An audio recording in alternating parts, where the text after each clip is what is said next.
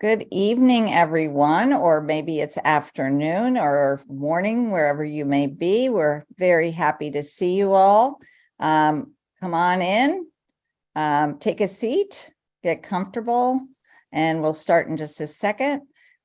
We do have a poll, so I'm going to share that poll so we can find out where you are, who you are, what role you serve. Are you a parent? Are you a teacher? Are you an administrator or some specialist? You could be a reading specialist, a special education teacher, a reading interventionist. And this is great. Wonderful. Thank you.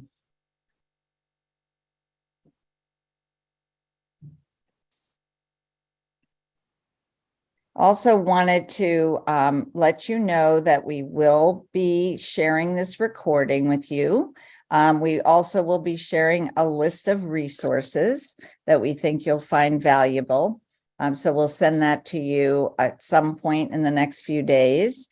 And the other thing I wanted to just remind you, certainly you could chat with us right now for general questions, logistical questions. But if you have a specific question that you would like us to answer, we're going to leave time at the end so that we can address questions that you might have. So instead of doing that with the chat, please do that in the Q&A box. So I already see some questions there. Hello, Alicia. You always are here. You actually could do this webinar, Alicia. So this is Dyslexia 101, but I'm happy to have you here. It's always nice to have you in the audience. So please use the Q&A rather than the chat for a specific question that you would like us to address at the end of the webinar. And again, thank you for those who've just joining. We have our poll up.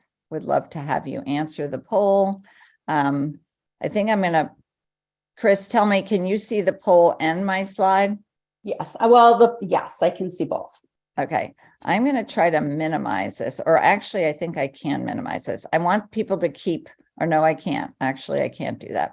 I want people to keep answering this question. So I'm going to, I guess I'll give it a couple more minutes. This is Dyslexia 101, Myths and Facts. And we're very happy to have you here today. And I'm going to go ahead and just introduce the title slide and also just introduce myself. I'm Margie Gillis, founder and president of Literacy How. And I am joined today by a newly named vice president, Christine Cohen. Very, very excited. Christine Cohen is a mentor, has been with me and our team since 2011, but we've worked together since I think 2005, maybe, or before that. So we've known each other and worked together for a very long time. She's a rock star, and she will share lots of wisdom with you all tonight, as I will try to do as well. So again, thanks for chiming in. So it looks like we have a lot of teachers here today, which is awesome. And we have quite a few parents. We have some administrators. I'm grateful for the administrators who are joining us. We believe that you all make a huge difference. So thank you for taking the time to come. And our specialists are in neck and neck with the teacher group that's here. So we're very happy to have you joining as well. I'm going to go ahead and end the poll because I think we have a good idea of our participants this evening. And thank you for participating. Share the results. And now I'm going to stop sharing that, and we'll take it away. Today, we want to answer questions having to do with dyslexia, obviously. So we're going to answer these questions and discuss them as time will allow. What is dyslexia? What are some myths about dyslexia? And in talking about the myths, we will present some facts based on the research that we have to date. What are important instructional considerations when we're teaching students with dyslexia, how we identify those students? That's a big question. And last but not least, what are some challenges that may co-occur with dyslexia? So we're going to start with this nice infographic, and you're going to see a lot of these graphics from the National Center on Improving Literacy, and you'll have a link to these in the resource handout that we'll send to you. And I think we just want to use this as a jumping off point for two very important aspects of dyslexia. And Chris is going to talk us through some of this. Thank you, Margie. So very important that we understand what dyslexia is. And it is a brain-based learning disability that impairs one's ability to be able to read and to be able to spell and to be able to read fluently and accurately. You go to the next slide, Margie. Thank you. And so we're looking here at the International Dyslexia Association's definition of what dyslexia is. This is widely used across many states when they're thinking about legislation for dyslexia, and when we're also we use this definition of dyslexia when we're thinking about children that have problems with being able to learn to read and to be able to learn how to spell and read accurately or fluently, which relates to the first bullet that you see that is bolded on this slide, that dyslexia really is characterized by those difficulties with accurate and fluent word recognition. It impedes one's ability to be able to decode and to be able to spell accurately. It is, we're thinking about our dyslexic kids. It is what's happening with them in terms of learning to read has nothing to do with their intelligence. It's really focused on how they're processing language in the left hemisphere of the brain. And so in thinking about that, it's really important to empower our children to understand that they are incredibly smart and talented in so many ways. And it's just in this one area in learning to read that they struggle. Unfortunately, some of the secondary consequences that can develop because they're not necessarily getting as many opportunities to read and do a lot of wide reading for a variety of reasons. Secondary consequences can develop around reading comprehension because of those reduced reading experiences, which can impede things like their vocabulary growth, their ability to build background knowledge, which we gain from those experiences with reading. So, Chris, as I segue into the next slide, I think you pointed out some important things, and I know one misconception about dyslexia and actually even learning to read is that kids come by it fairly naturally and easily. So, could you speak to that a little bit and dispel that myth when it comes to learning to read? Yeah, I mean, my son, Alan, is dyslexic. And one of the primary arguments that I heard from his teachers growing up, especially when he was in first grade and second grade, was, well, if you just gave him more opportunities to read, or if he just read more, he will eventually learn to read. And that didn't happen for my son. And the reason why that is because our brains are not naturally wired to read. It's a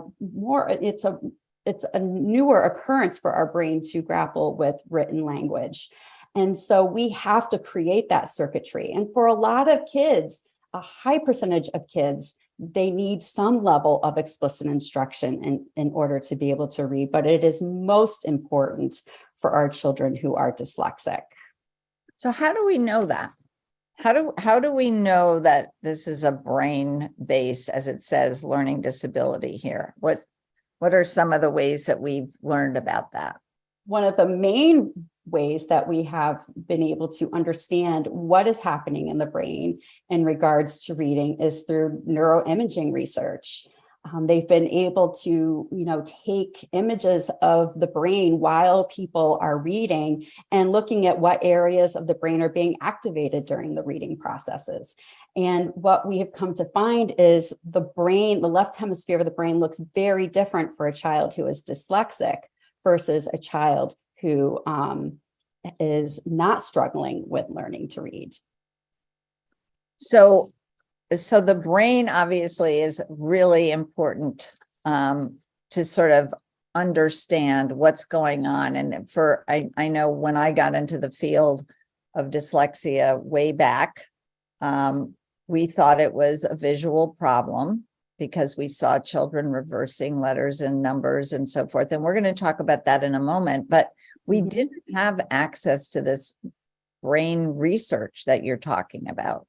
And now it's amazing that we can actually see inside this, what we used to call the black box. We had no idea, right? So Yeah. I just find it so fascinating. And I know that you're going to talk the audience through this slide that shows the reading brain. And, Chris is such a good sport. When we were talking about, like, what do we want to share this evening? I said, you'd like to talk about the brain, right? Said, okay. Well, the brain is really cool. And what we are learning about how we learn to read through looking at what's happening in the brain is incredibly fascinating. I find this research amazing. And so, you look at what's happening here. This is, the left hemisphere of the brain is what we're highlighting here in this slide. And if you look over at the sections here that are highlighted in green and in orange, those are the areas of the brain that are already naturally wired for language. So when we're speaking or when we're processing language, those areas of the brain are being activated. When you're looking at the areas of the brain that are in red and in blue, those are the areas of the brain that are wired for reading and for writing. And so we have visual input, what we're taking in, and then we're processing into the area, what we call the visual word form area, or our brain's letterbox, is then connecting to those language processors. We're making that connection between what we would be considered in spoken language and communication is now being connected to that written form. And what we know is that for our dyslexic kids, those areas of the brain that are highlighted in blue and in red aren't natural, those connections aren't there. We have to build that circuitry for our children who are dyslexic. That's a beautiful explanation, Chris. And I think, the arrows going from one place to another also speaks to the networks, as it says up here, the cortical networks for reading that have to also develop over time. So how does that happen? How do those networks form? And what does this picture tell us? Yeah, so it's what type of intervention our children receive, what type of reading instruction our children receive that makes the big difference in terms of how that circuitry is created.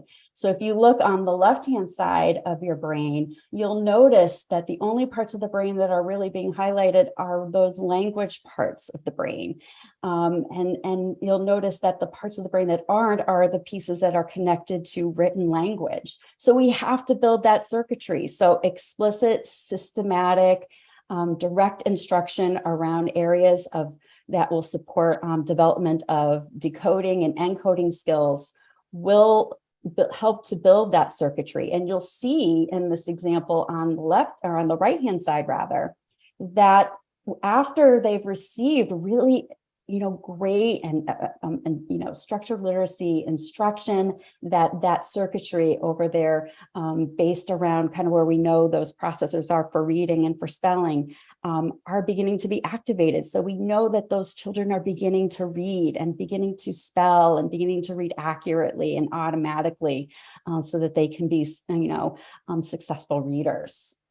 So you are telling a very important story, especially for the teachers that are who are joining us today, teachers and reading specialists and administrators who were teachers prior to becoming administrators, that they actually can wire and rewire the child's brain to develop this sophisticated system, this network, to be able to read accurately and fluently, and then be able to, open doors for them, right? Yeah. So can you tell a personal story, since you've worked with many children, many students over the years? Can you tell a story about wiring a child's brain, rewiring or wiring, whatever you want to say, changing their brain? Yeah, it is changing their brain. It's one of the most impactful things you can do as a teacher. There's probably my first OG student is the one that stands out the most to me, because this is,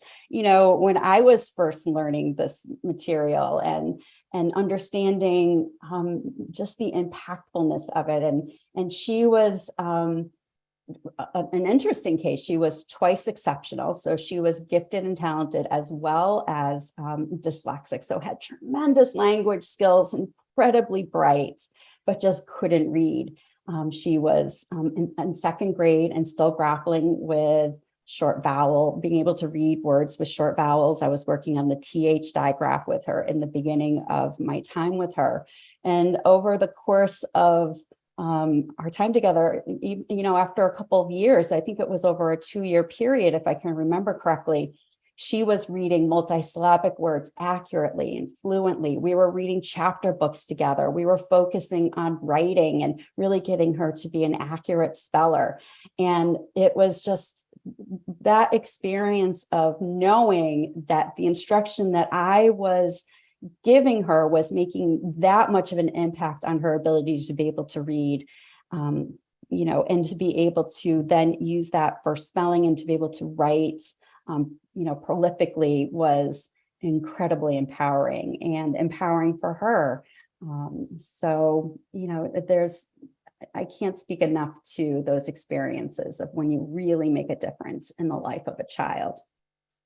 Thank you for sharing that story. And I know you did a lot of this work at Literacy House. So I watched this student, who is a triplet, by the way, right? So, and those two children were not dyslexic, right?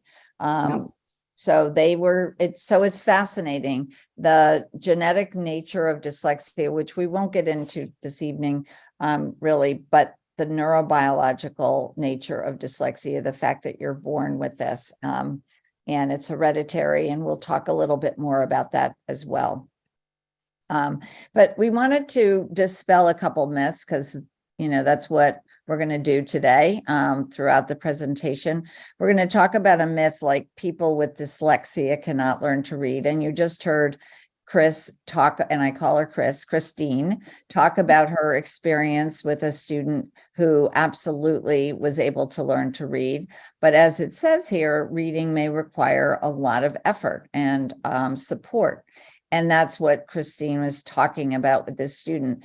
The dyslexia does exist on a continuum. So you can have mild dyslexia, you can be moderately dyslexic, or you can be severely dyslexic. And a lot of that is driven by, the different aspects of learning to read that you struggle with. It could also be determined by the nature of the phonological processing, which we'll talk a little bit more about, but that ability to process sounds and process them on a different levels, like being able to take a word apart sound by sound, but also processing speed, how quickly you can retrieve the name of something, is also part of phonological processing, and then something called working memory. So for students who have difficulty with all three of those aspects, that dyslexia might be considered more significant and harder to remediate. But it's certainly not the case that these students will not be able to learn to read. The other myth that Christine also talked about a little while ago is this myth that people who are intelligent cannot be dyslexic. And again, there's a continuum. There's the bell curve that we think about when we think about intelligence. So you can have solid average, or you can be slightly above or very, very high average in intelligence, or you can be on the other side of the bell curve. And, Christine mentioned twice exceptional, or students who are very intelligent, have come out with very high IQ scores, and they can also be identified with dyslexia. So there's a real range, and I guess that's important for us to note, because we're going to talk a little bit more about what does instruction look like for these students. Is there anything else you want to add about any of these myths, Chris?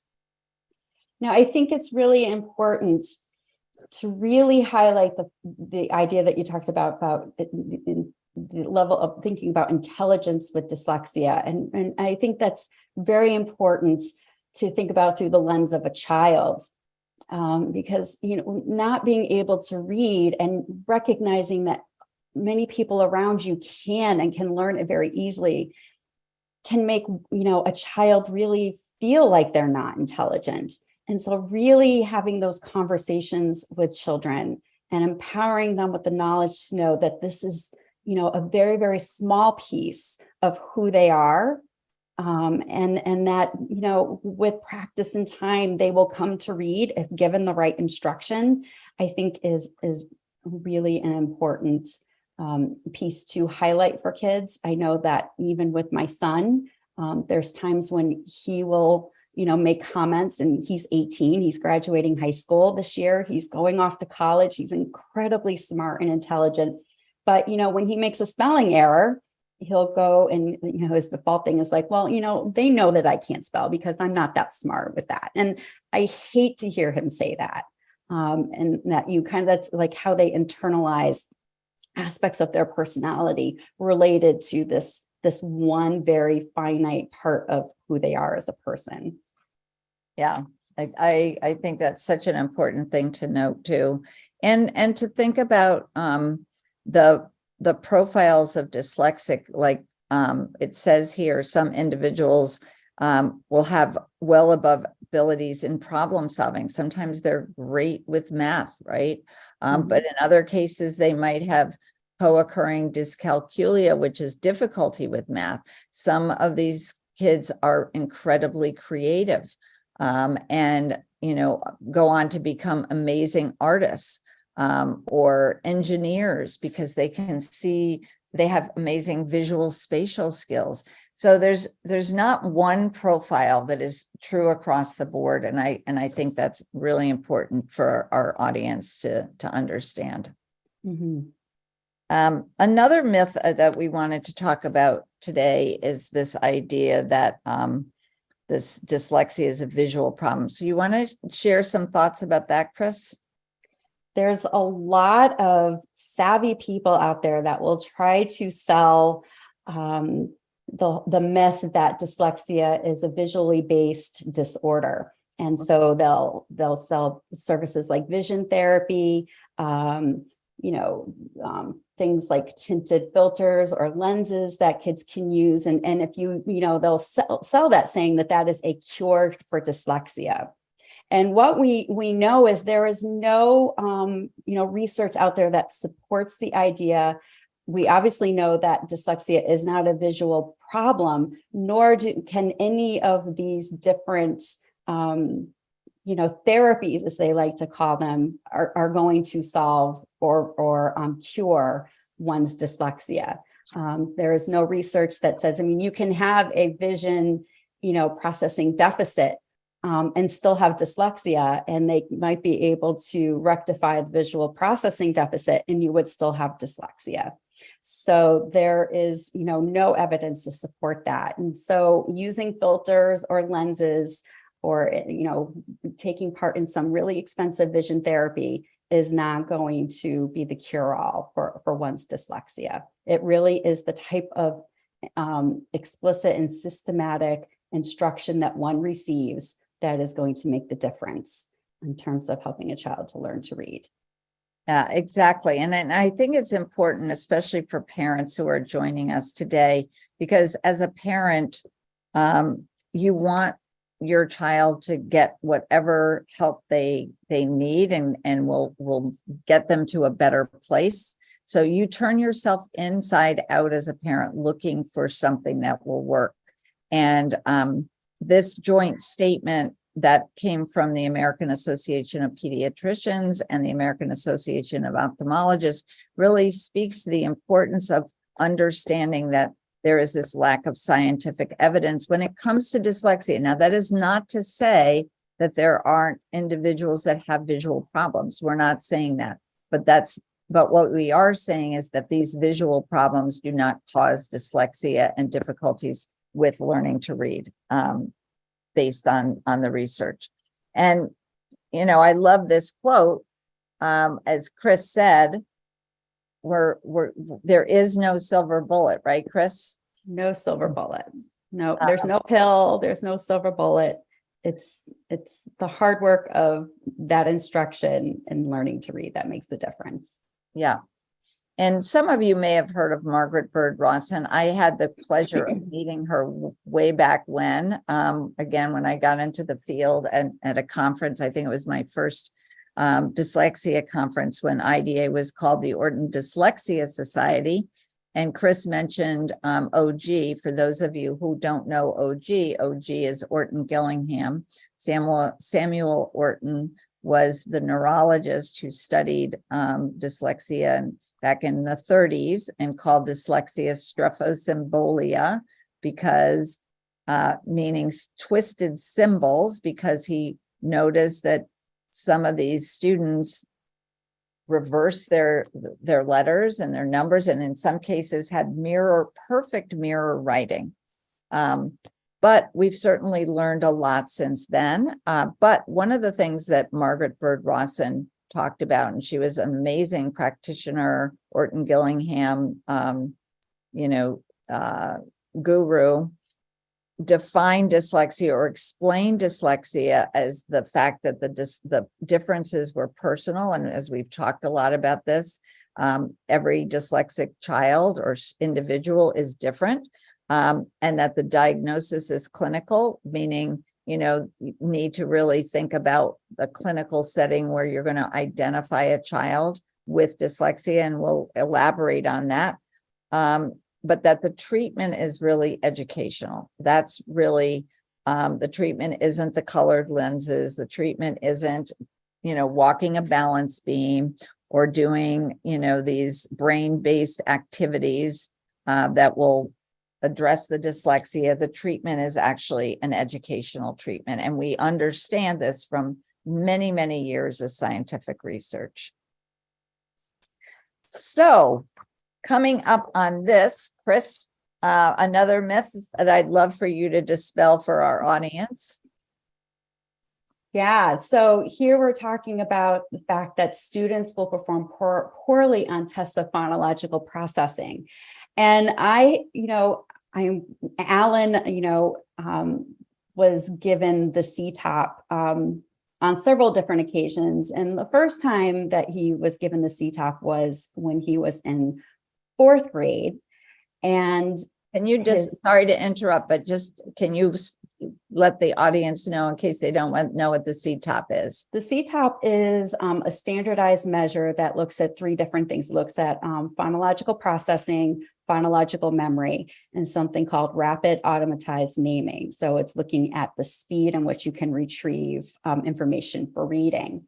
And when he was administered this assessment, he came, his standard scores were poor for phonological processing and also for phonological memory.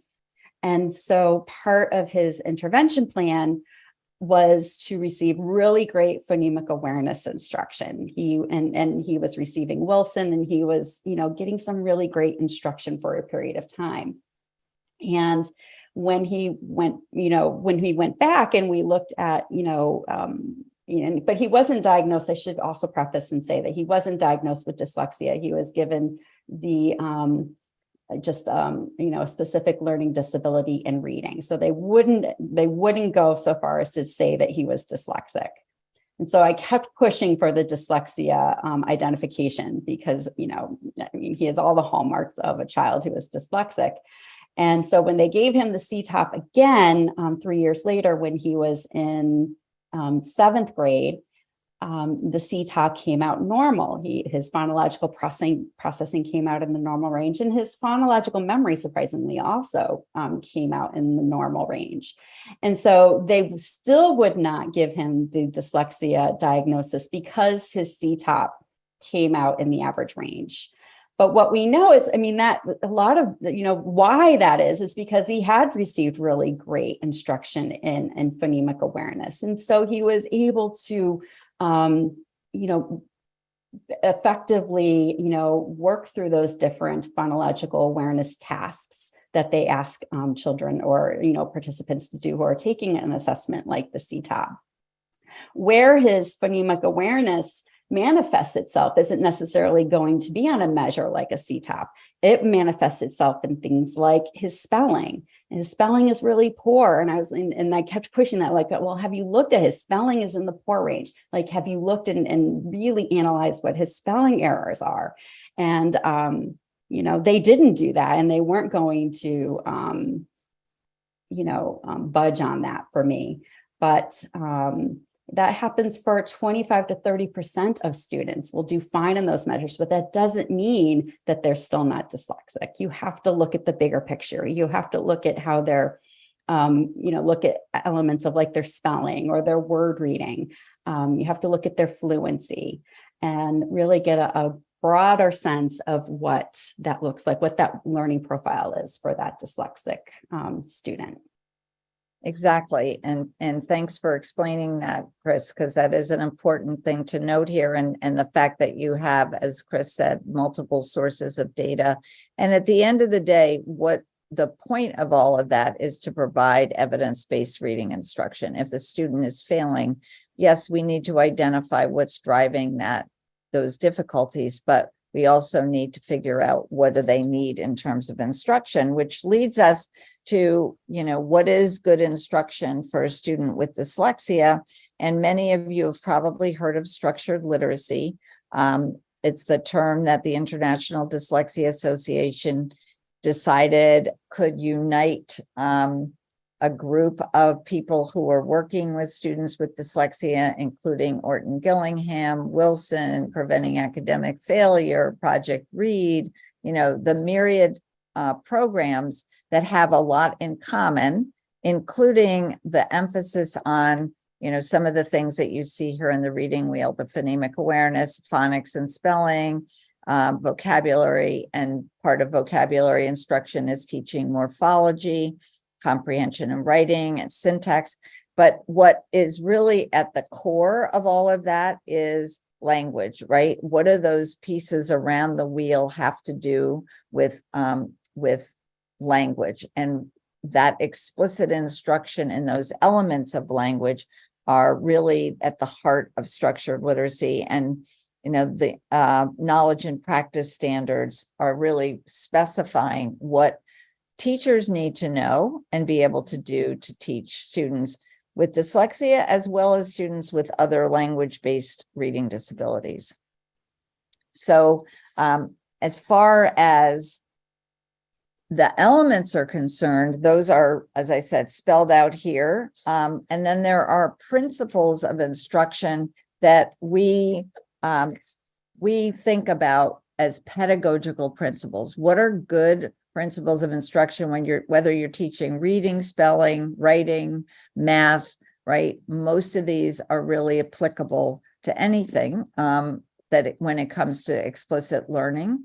And a lot of attention has been paid of late to the science of learning. So we've been talking about the science of reading, really, and everyone refers to it now as SOAR, the science of reading. There's also the science of learning. And I think some of that is inherent in these principles, teaching things explicitly and directly. What does that mean? It means that you have to explain something before a student can figure it out. Some kids will intuit, some kids will, figure it out on their own, but our kids with dyslexia, in many cases, especially when it comes to learning foundational skills and how the English code works, it has to be explained. Maybe talk a little bit about number 2, the sequence, Chris. Yeah, so it's very important that whatever program is chosen, whatever program is you're going to use to support a child who is dyslexic has a really good scope and sequence that focuses on what we know about the structure of language. And so we're working from what is most basic to what is most complex in a way that makes sense in terms of a progression, in terms of learning to read. Yep. And number 3, hands-on and engaging, because I think in general, that's a good principle. If we learn something by doing it and by interacting with it, we're going to learn it more deeply, understand it better. So that's just a good, again, pedagogical principle. Sure is. And then we're thinking about deliberate practice. So ensuring that you're giving kids lots of practice with the skill that you're working on, but also making sure you're going back and reviewing previous content that you were, that the child has been exposed to in previous lessons, and that you're thinking about and really being very deliberate with that. So we talk about something called spaced practice, and that's that art of retrieval. And what we're hoping to do is, as they're forced to retrieve that information from long-term memory, it's going to help to build that memory system more explicitly so that they can use that knowledge in any reading situation that they have. Excellent. And then the corrective feedback is another principle that I always found extremely important, and why I think kids with dyslexia need to be in smaller group sizes, because in order for a teacher to really give the kind of feedback when the student gives an incorrect response, instead of telling them, the right response, we want them to figure it out by themselves. And that's a very important skill that takes a while for teachers to acquire. How and what kind of explicit corrective feedback to give the students so that they, again, independently find their errors down the road. Yeah, very important. And also, in thinking about that, and thinking about that corrective feedback is the idea of being diagnostic and prescriptive, and ensuring that you're taking data on what's happening with that student as you're giving instruction, and using that information to drive your future lessons, and being really responsive to that, knowing when you have to go back and review, and knowing if you think a child has it and you can move on to something new, really is based in the data that you're collecting during the lesson, and as you're thinking about things like progress monitoring and other assessment measures. Yeah, thank you for saying that and explaining it so clearly, Chris. And then the last one that's mentioned here is just the application. And that is so important, because most structured literacy lessons start with a warm-up, perhaps of, phonemic awareness, segmenting sounds, playing with the sounds in the words that the kids are going to be reading during that lesson, and then reading some words, spelling some words, building to the phrase and sentence level. But we really want to make sure we give adequate time for kids to practice reading connected text. And that's where decodable text comes into play, something that we believe is very important for some length of time to get to that reading fluency, automaticity, accuracy, and prosody. So all of those are important. The other thing that we want to mention before we move on is just what is multisensory versus multimodal. And we prefer the term multimodal versus multisensory, even though we're thinking about presenting information using the senses, using more than one modality, but we're thinking more about the sensory input that Virginia Berninger refers to as language by ear and by eye, as well as the motor output. So it's language by the mouth, how we produce those sounds, and by the hand, how we might form letters. And they're all related to literacy learning. Another myth, can you talk about this a little bit, Chris? So an important piece to instruction is monitoring the progress that a child is making. So we need to be collecting a lot of data to track how a child is progressing in their development of reading. And if they're not making the progress you would expect, then we need to make changes to that intervention, whether it's, making it more intensive, or, giving a child more time with an intervention, or if it's, making the group size even smaller than what you might be using with the child at this time. Whatever we need to do to get that child to the place where they can be a proficient reader. So we really need to be collecting really good data to really track how they're progressing. Absolutely. And we don't want to waste a minute of their time, especially if we get these kids late. And sometimes we do. And really, speaking of that, this idea of the dyslexia paradox, which is that oftentimes dyslexia isn't identified until a child is in third, fourth, fifth grade. And I can speak firsthand. My third grade granddaughter was recently identified and with dyslexia, and we were flagging her mom and myself were flagging her, and they really didn't pick up on it.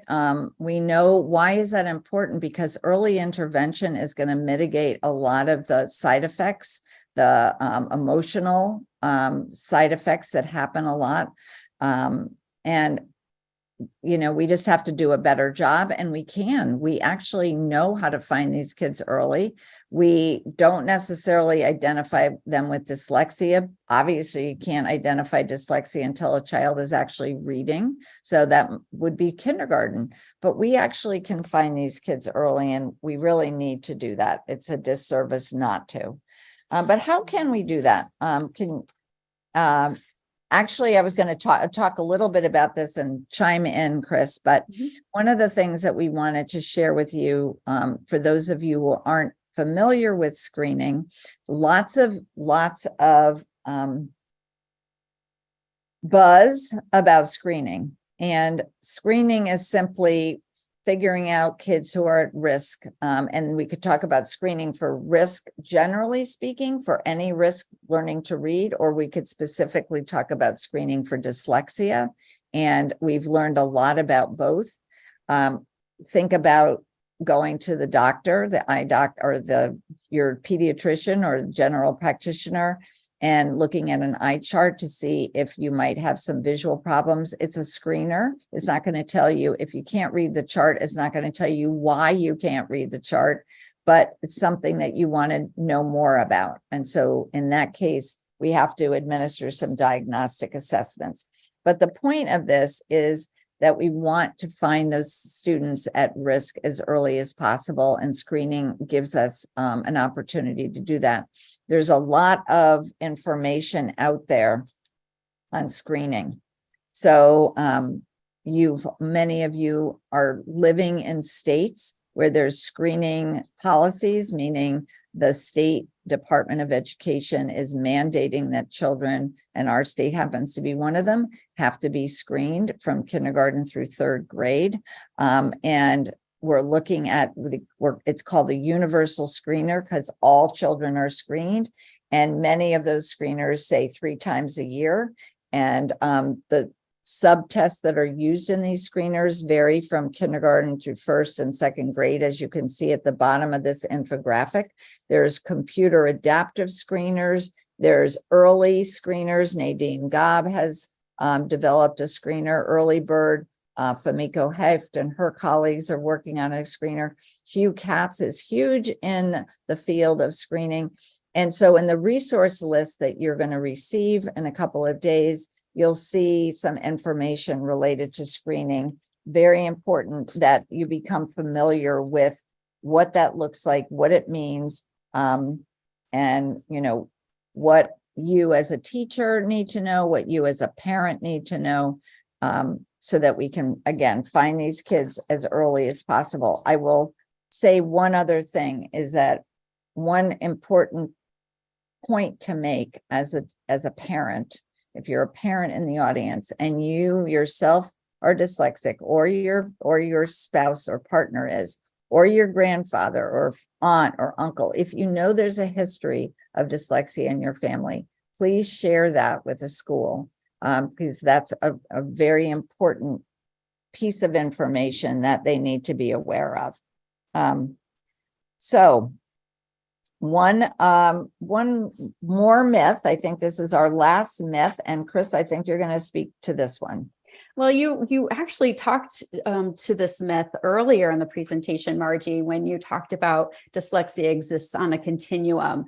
And so, and it has a lot to do with what we think about in terms of those comorbidities that you highlighted earlier. It can be other comorbidities like dysgraphia, where there's, it's a writing disability, the struggles with being able to, things around handwriting and spelling and writing fluency. And there's also dyscalculia, which is a math disability. So there could be those types of comorbidities. It could be something to do with cognitive processing, like attention deficit disorder, things around executive functioning, like the ability to be able to organize and plan, or it can be things like phonological memory, or being able to, how they're processing and the speed of processing information. All of those different factors, it can be any combination of those, are going to inform the profile of a dyslexic reader. And so the more comorbidities there are, the more complex that profile becomes. The other important consideration, and I think is one that we don't necessarily always think about, are the behavioral ramifications of having a reading disability. There's a lot of children become extremely anxious about going to school and about reading. They can develop depression because of that, because there's so much connected to self-concept and thinking about who they are as a person. And school is a big part of their life. And so there's thinking about those elements can also, what are their coping mechanisms? Are there a lot of avoidance behaviors that they start to develop because they're trying to avoid the whole concept of reading because it's so difficult and so hard. So it's there's a lot of complexity and a lot of things that we have to think about when we think about the profile of a dyslexic reader. Yeah, for sure. And, I know it sounds kind of like it's complicated, so therefore I'm not going to explain it kind of thing. That's not the purpose of us talking about this. I think the real purpose is to explain to whether you're a teacher or a parent, whatever it may be, just know that dyslexia is something you're born with, something you live with, you learn to live with it, you learn to make the best of the circumstances, find what you enjoy doing, what you're good at doing, and celebrate that, but know that you're going to have to work hard to become proficient with reading and writing, but it's worth it. I will tell one other quick story. I wish I had a slide to share on this, but we were doing a workshop. Actually, one of our mentors, Elke, was doing a workshop a couple of days ago in our offices, and a structured literacy workshop. And one of the participants shared a beautiful graphic novel that her son had written and illustrated. Turns out this young man is 26 years old, now getting his master's degree from RISD, Rhode Island School of Design. So obviously a very gifted artist. And he just recently, his mother actually just realized that he was dyslexic. He was diagnosed with behavior difficulties as a young boy. They missed the dyslexia. They thought he was just, a kid who was acting out, being defiant, what have you. And they never flagged the problems with reading and writing as the source of, and it could have been just a comorbid condition, as it says here, co-occurring behavior. And that's not one of the ones that we've listed here, but that certainly is one that we see as well. But the point of the story is that this young man didn't know he was dyslexic. So he wrote this graphic novel about his dyslexia and just figuring out what that meant, what the implications were. So what would his life have been like? Obviously, he's determined. He's got a lot of grit and resilience. That's another piece of the dyslexia puzzle that we didn't get to talk about today. We may have a follow-up workshop sometime talking about even more, but there's so much to this field. We wanted to end on this one slide, and then we've got a good amount of time for Q&A. But I think it kind of wraps up what we've talked about tonight. And I think we've covered a lot of this, but just to, have this infographic speak to two things.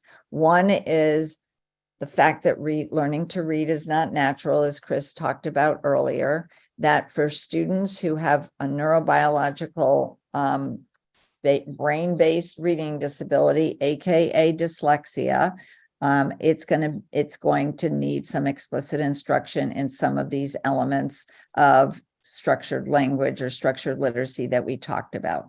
And why don't you talk about the bottom of this infographic, Chris, because you've done this beautifully on Alan's behalf. Knowledge is power. And as a parent, the more you, and learn about dyslexia and deepen your knowledge of dyslexia, you're going to be your child's most important advocate.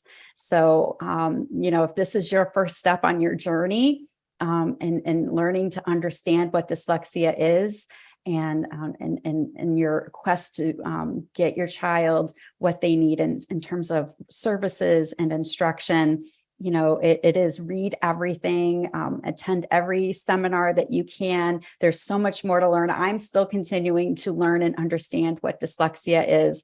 But in the end, knowledge is power, and you are your child's most important advocate. So I know, I just applaud you for being here tonight and starting this journey. Yes, thank you. Well put, Chris. Our last slide just thanking you. These are our email addresses, our website. We encourage you to visit it. There's lots of information on that, including information about dyslexia. I'm going to stop sharing my slide now. And I know, I think Kim, you're gonna field some questions for us. Is that right? Yes. Thank you, Margie. Great information, ladies. Thank you so much. We had a bunch of different kinds of questions, but first I want to bring up the questions about screening assessments. And the first question came from Bernadette about, is there a specific screening assessment you would recommend if a teacher or parent is suspecting a learner has characteristics of dyslexia? And also another person was questioning if the DIBELS 8 was a good effective screener for K3. Yeah, so I'll jump in and then Chris, you add, but as I mentioned, there's so many screeners out there. I don't think there is one that's better. I mean, everybody has opinions about the screeners. If you're a parent, you ask that question, you really want to talk to your school and see if they have a screener. Sometimes parents aren't aware that they do have a policy in place and the school is administering a screener. If they tell you they use Benchmark or Fountas and Pinnell, those are not screeners, so that I will, make sure what a screener is and isn't, and that IDA fact sheet that we'll point you to in the resources will explain that to you. DIBELS 8 is a good K3 screener. There's also DIBELS, what's now called Acadience, that's also very well respected. They're used pervasively around the country. They're paper pencil screeners as opposed to computer adaptive screeners. There's pros and cons for each. Like I said, there's a lot of information that I think you would want to read and learn about, but you want to ask your school to do a screening, and they should be able to figure that out. Let's hope. Do you want to add anything, Chris? No, I completely agree that DIBELS 8 as well as Acadience are really impactful screening measures that we can use for K3 to determine children who are at risk for reading difficulties. And they have great progress monitoring tools that they can also use as a measure to continue to see how children are making progress towards making those benchmark goals. So wonderful measures to use in schools. Yeah, and just quickly to clarify, because they're used as predicting reading, difficulty learning to read, but they can also look specifically, because of the subtests that they include, at risk for dyslexia. So, again, you can find information about that on the information that we'll share with you in the resource page. Quick question about the screening again. Margie, we're going to tap your Connecticut knowledge. It's just specific to Connecticut, but Diana was interested when screening became mandated in Connecticut. Do you happen to remember that? It was 2011 or 12. So it's been at least 10 years. And by the way, if you are tuning in from Connecticut, the state has a new list of screeners that is going to go into effect on July 1. So be sure to just go on the State Department website and look for that. You should be able to find it. If you can't, you can email me. Thank you. Mm-hmm. A lot of questions are popping in right now, so I'm just trying to scan them quickly. So thank you for your patience. But Sure. Here, let's see. Stacy was asking what other factors should be considered when assessing a student with dyslexia, who might be dyslexic. Sorry. Well, like I said, heredity, family history. So that's one factor. One is going back and looking at past records, like what was the child, how did the child do learning to read in the early grades if the child happened to be in a higher grade. But you do, and you want some diagnostic data, current diagnostic data, like specifically, do they have phonics knowledge? What is their spelling? So Chris mentioned some of those diagnostic assessments. They're not standardized assessments. So ultimately, to get a student identified with dyslexia, you will need to administer some standardized assessments. There's lots of those. They include achievement tests. They might include an assessment called the WIST, that looks at reading and spelling. There's a lot of those. There's actually a good resource, even if you're not in Connecticut, that's going to be on your list, on that resource list that you'll see. It's a wonderful document that the State Department of Ed, Connecticut State Department of Ed, put together with a list of numerous assessment measures. You wouldn't necessarily give all of them, but it's a nice resource to see the choices that you have. So there's a lot that goes into identifying a student with dyslexia. Thank you, Margie.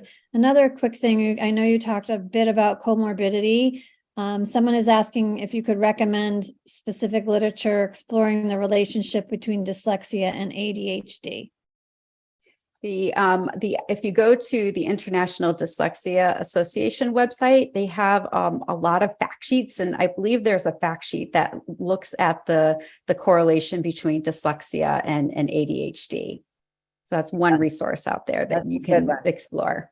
Smart Kids with LD is another organization that talks about both dyslexia and attention deficit. Sometimes they exist separate from one another. Sometimes they exist together.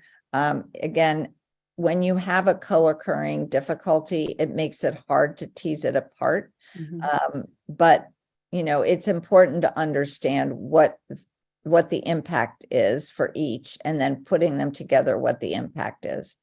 So there's a lot there.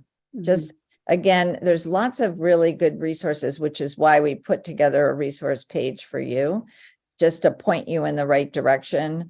We shared a lot of myths and facts today. And that's at the bottom of the slides. And again, you'll have a link to this Center for Improving Literacy, NCIL, which is amazing place to look for information. So University of Florida, University of Florida Literacy Initiative is another, but again, all of these resources will link you to those.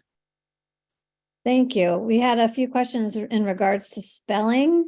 Mhm. One is trying to recommend what to do with a child to help them remember and keep straight the spelling rules.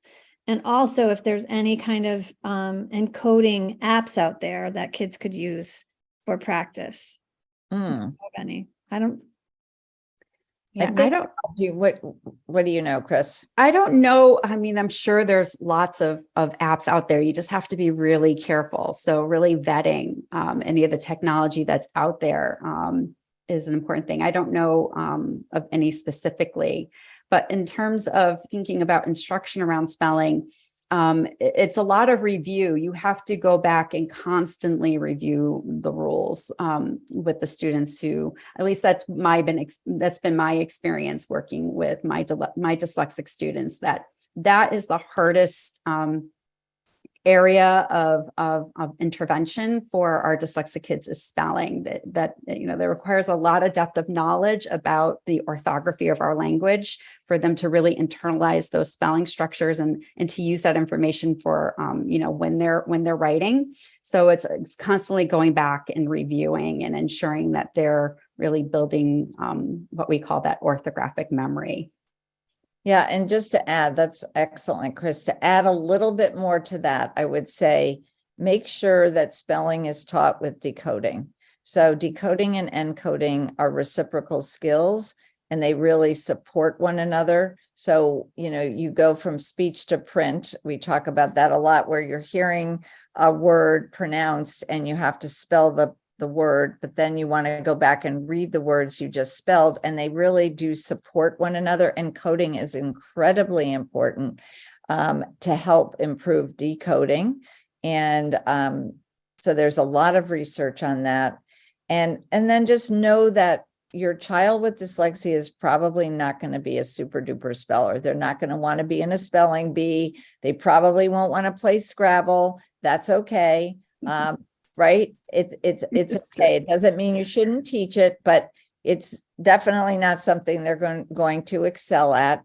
And assistive technology will be helpful. Yeah, and coming from experience from a child who has dyslexia, and spelling is Alan's biggest struggle. Like he's doing okay. He's found ways to adapt, and so they do find their way. So it's always going to be okay, with the, so. And thank you for saying that, Chris.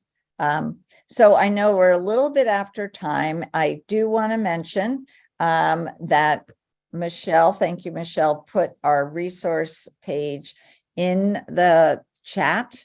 And this includes live links to a lot of the things that we mentioned today. So you'll be able to access those materials. As Michelle said, they're also going to be sent out in a couple days with the recording. So you'll have the recording and the link to the resource, the resource document. And I believe that is probably going to be our wrap up. I know there are other questions and I'm sorry we couldn't answer all of them, but it was wonderful spending time with you today. So happy Chris joined me. You did an awesome job. Kim, thank you as always for your help. And Michelle and Kristen, appreciate all that you do for Literacy How and for our kids. So have a good one and hope to see you again soon. Take care.